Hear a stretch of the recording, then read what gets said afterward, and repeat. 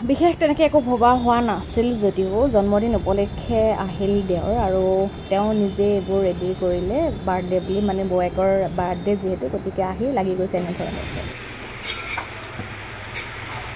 mutton कसा chicken का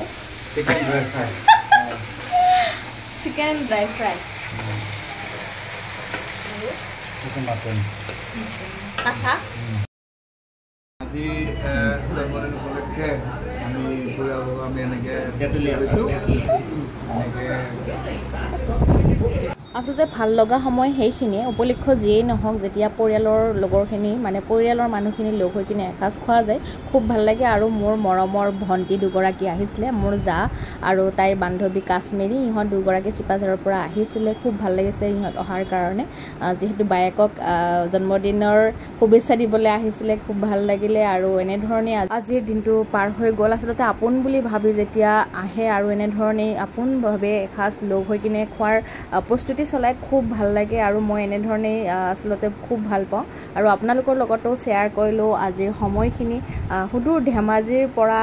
অহা অৰূপ আচলতে আমাৰ বৰ আপোন আৰু সিও আহিছে আৰু এজন ঋতুপৰ্ণ ভাল লাগিলে ইহঁত গোটেইকেইটা আহি কিনে